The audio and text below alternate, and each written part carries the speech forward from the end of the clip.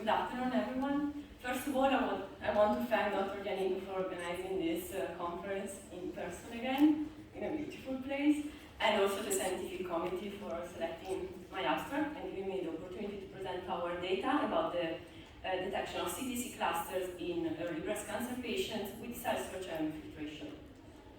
So, CTC clusters, we know we've been hearing about them these 2 days. They are groups of CTCs that migrate in the circulation either alone or together with accessory cells like neutrophils, and it has been demonstrated that their metastatic potential is much higher compared to CTCs traveling alone. In fact, in metastatic breast cancer, they have been associated with a more aggressive disease, with a high number of CTCs and a worse patient outcome. But since we think that they might be the main precursor of metastases, it would be very interesting to study them in early breast cancer before the onset of metastases. However, by using the CellSearch, CTC clusters are not detected in early breast cancer patients, and this prevents their study in this clinical setting. But this might be different with other technologies, and in fact, in this study, we analyzed blood samples taken from stage 2 and 3 breast cancer patients before starting neoadjuvant chemotherapy and compared it with 20 metastatic breast cancer patients by using filtration, so size-based enrichment. And here you can see that we actually detected more clusters in early breast cancer compared to metastatic breast cancer patients, with a frequency of 70% compared to 21%. In this study, we used the screen cell filter, so the enrichment is based on size with pores of 6.5 micron, and the identification was performed by a pathologist based on a combination of different cytomorphological criteria. So then we wanted to molecularly characterize these clusters. We couldn't do it in this cohort because the samples were unfortunately too old, but we did it in an additional cohort of 6 early breast cancer patients. The blood was processed with the same screen cell filters, and the single cluster were isolated using a micromanipulator, and they underwent low-pass whole genome sequencing and copy number alternation profiling. And of 57 clusters that we analyzed, 53 showed aberrant profiles, confirming their malignancy. So why are these CTC clusters not detected by the CellSearch? First, we tried to investigate if the processing itself could be a problem. So we performed spiking experiment using mammosphere derived from MCF7 cells as a CTC cluster surrogate. MCF7, of course, expressed both EpCAM and cytokeratin, and so by doing this, we were sure that we were only comparing the processing and not the detection. And we compared the CellSearch with 2 types of filters, the screen cells that I mentioned before, and the CellSearch filters, which are very similar. They also have a 6.5 micron pores, but they allow to make immunofluorescence staining for cytokeratin, CD45, and DAPI. And here you see that the recovery rates were similar, so the CellSearch itself do not disrupt cluster, is perfectly able to detect cluster, and in fact we see clusters in metastatic breast cancer, so this was not very surprising. So we thought, okay, so why are they not detected by the CellSearch in early breast cancer? The other possibility is the phenotype, because you know that CellSearch enriched based on EpCAM and then identified based on cytokeratin, and maybe these clusters do not express these markers. So we compared in 8 blood samples taken from stage 3 breast cancer before neoadjuvant chemotherapy and after surgery. We processed this blood sample in parallel with the CellSearch and with the CellSearch filters, so size-based enrichment, and then we stained for cytokeratin, CD45, and API. And by doing this, we could evaluate the expression of cytokeratin in clusters enriched by filtration. First of all, we confirmed that CellSearch could not detect clusters in these early breast cancer patients, while filters detected clusters in 5 of the 8 samples. And here is the distribution of the cluster. You see there were 3 samples that were negative, 4 that had between 3 and 7 clusters, and then there was only 1 with a high number of clusters compared to the others.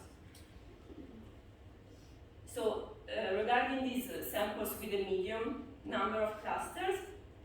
These are some images, they were quite small, between 2 and say around 10. This was the biggest cluster that we found. They are definitely positive for cytokeratin, which is reported in green. Here you also have a white blood cell together in the cluster. And you can see that they are very compact, so the nuclei were very close to each other. While in this sample, we found a different kind of clusters. They were much bigger, a little looser. The nuclei are not that close to each other, and the cytokeratin staining was much weaker. Regarding cytokeratin negative cluster, we found only 6 in 2 samples. So the majority of the clusters were cytokeratin positive. And this brings back to our question, why the CellSearch do not detect them? What we think, of course, we didn't stain for ECCAM, but we think they probably do not express ECCAM. And we heard yesterday a very nice presentation about EMT and the EMT score, and the fact that CTCs and clusters have this intermediate EMT phenotype. So it could be that in early stages of breast cancer, these circulating tumor cell clusters do not express ECCAM, but they have this intermediate state with some epithelial feature like the cytokeratin expression. So to conclude, we show that it is possible to detect CTC clusters in patients with early breast cancer. And actually this year, 2 other groups published 2 studies showing the detection of CTC cluster expressing cytokeratin in early breast cancer. One was using a method that do not require enrichment. The other was also using a size-based enrichment. We showed that CTC cluster in early breast cancer patients have aberrant genomes and express cytokeratin. And so the study of this cluster may reveal mechanisms involved in the early step of metastatic dissemination, so it would be very interesting to study them. But certainly there are many questions that still have to be addressed.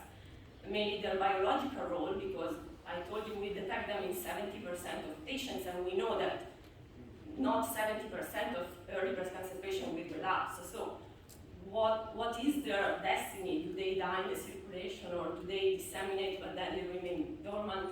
And can we find out which are the features of the one that then will give rise to metastasis? And then their clinical significance, because can they be used as a biomarker, for example, to complement the assessment of response to neoadjuvant chemotherapy, or to predict the patients that will more likely relapse in the future? All of these questions are to be addressed in future studies. And with this, I conclude. I thank you, my colleagues at the Cristofanilli CTC lab at Northwestern, and our collaborators in Milano, the patients for donating their blood, and you for your attention.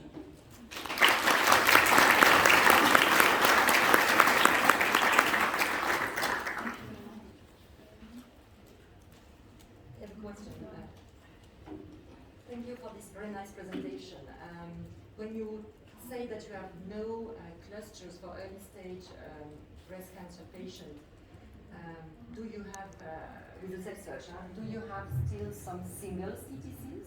Because I didn't see the counting next to it. Yeah, some CTCs were present. We didn't compare the CTCs because with the filters, evaluating the presence of CTCs is a little bit tricky because they don't maintain their morphology. While with the clusters, we are more confident in counting them. So that's why we didn't. Because it could have been very interesting to see whether you have still, some information because of the technology that the CTCs are there, maybe not in clusters anymore, but with the filter that you see more clusters, or they maybe aggregate through the filtration.